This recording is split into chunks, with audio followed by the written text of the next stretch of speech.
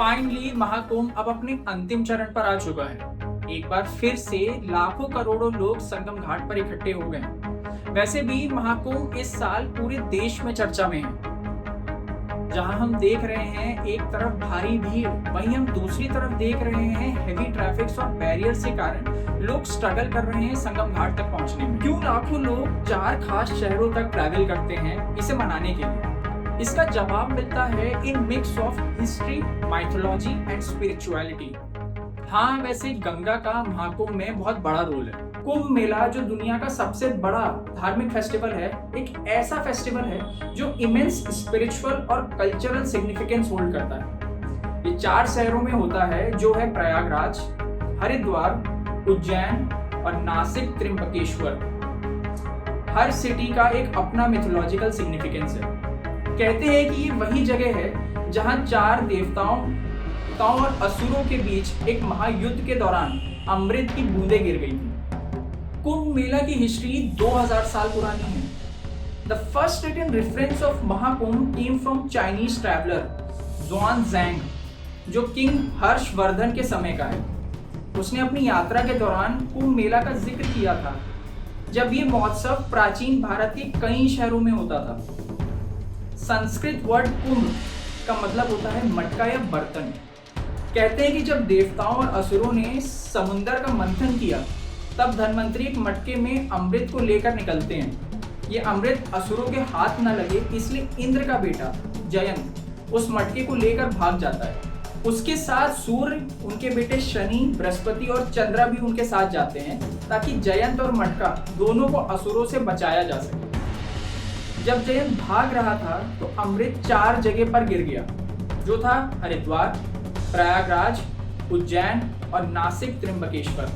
वो 12 दिन भागता रहा और देवताओं का एक दिन इंसानों के 12 साल के बराबर होता है। इसलिए कुंभ मेला हर 12 साल में इन जगहों पर मनाया जाता है, जो सूर्य, चंद्र और जुपिटर के रिलेटिव पोजीशंस पर आधारित होता है। प्रयागराज और हरिद्वार में अर्ध कुंभ भी हर 6 साल में होता है। जो फेस्टिवल 12 साल के बाद होता है उसे पूर्ण कुंभ या महाकुंभ कहते हैं। ये चारों जगह नदियों के किनारे स्थित हैं।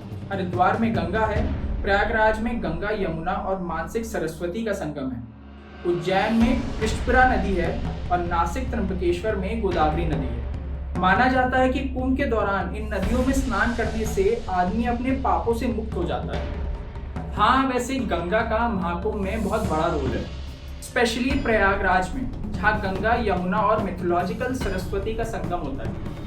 लोग मानते हैं कि ये जगह बहुत बड़ी स्पिरिचुअल पावर होल्ड करती है। तो ये कहना सही है कि कुंभ मेला के दौरान गंगा में स्नान करने से लोगों के सारे पाप धुल जाते हैं और उन्हें आत्मिक मुक्ति मिल जाती है। गंगा का पानी भी पवित्र और चिकित्सा की शक्ति से भरा माना जाता है, इसलिए कई यात्री इसे अपने घर भी लेके जाते हैं। कुंभ मेला ऐसी जगह पर है जहां साधु और नागाज लोग इकट्ठे होते हैं। नागा साधु दुनिया के सारे सुख और आराम को त्याग देते हैं और अपनी अलग पहचान के लिए जाने जाते हैं।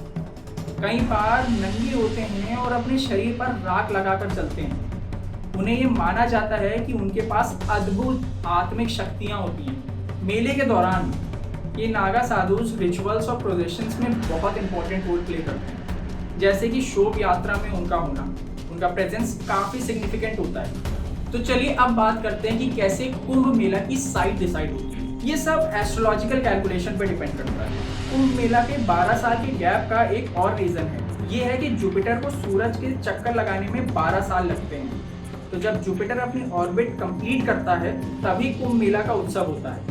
और ये अलाइनमेंट भी देवताओं के और असुरों के युद्ध की कहानी से जुड़ा हुआ है, इसलिए हर 12 साल में ये अपना स्पिरिचुअल रीसेट का वक्त माना जाता है। जब जुपिटर कुंभ राशि एक्वेरियस में होता है और सूर्य एरिस और चंद्र सजिटेरियस में होता है, तब कुंभ मेला हरिद्वार में होता है। दूसरा है जब जुपिटर टॉरस में होता है और सूर्य और चंद्रमा कैप्रिकॉर्न में होते हैं, तब कुंभ प्रयागराज में होता है। इस वक्त मकर संक्रांति भी होती है, जो इस पीरियड को और भी खास बनाती है। तीसरा है जब जुपिटर लियो में होता है और सूर्य और चंद्रमा कैंसर में होता है, तब कुंभ नासिक और त्र्यंबकेश्वर में होता है। तो इसलिए इस कुंभ को सिंहस्ता कुंभ भी कहा जाता है। मेरी आज की वीडियो में केवल इतना ही। अगर आपको मेरा ये वीडियो पसंद आया हो, then please make sure to like, comment and subscribe.